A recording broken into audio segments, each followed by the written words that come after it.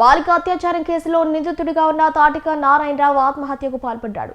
తుని పట్టణ శివారులోని కోమటి చెరువులో రాత్రి 10:30కు నిందితుడు దూకేశాడు. న్యాయమూర్తి ముందు హాజరుపరిచేందుకు బుధవారం రాత్రి పోలీసులు తీసుకువెళ్తుండగా టాయిలెట్ వస్తుందని నారాయణరావు చెప్పగా పోలీసులు జీప్ ఆపి టాయిలెట్కు పంపించగా చెరువులోకి దూకేశారు. చెరువులోకి దూకేసిన నారాయణరావు మృతదేహం కోసం పోలీసులు కోమటి చెరువులో గాలింపు చర్యలు చేపట్టారు. నిన్న సాయంకాలం తునిలో మీడియా సమావేశంలో ఎక్కి అరెస్ట్ చేసి మీ అందరికీ కూడా తెలియపరిచిన తర్వాత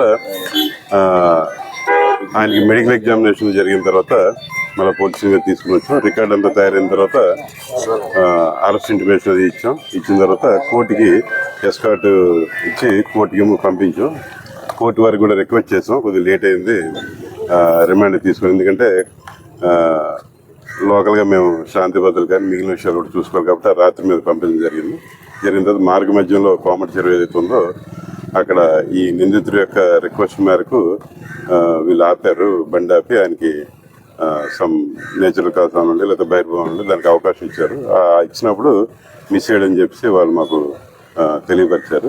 మరి ఆయన పారిపోయాడా ఇటువైపు వెళ్ళి ఏంటంటే వాళ్ళు ఆ చీకట్లో అయితే గమనించలేదు, శబ్దం అయితే వచ్చిందని చెరువులో అన్నారు.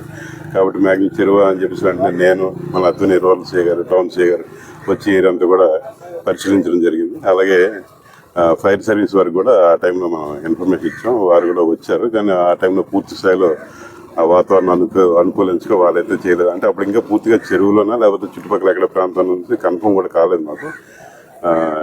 ఇప్పుడు ఉదయం వచ్చిన తర్వాత ఈ గజెత్తగాలు రావడం వీళ్ళంతా కూడా ఈ సెర్చ్ ఆపరేషన్స్లో బాడీ ట్రేస్ అవడంతో దానికి రాత్రి వాళ్ళు ఏదైతే శబ్దం వచ్చిందని చెప్పారో దీనికి కూడా కరెక్ట్ అని చెప్పి ఇప్పుడు అనిపిస్తుంది.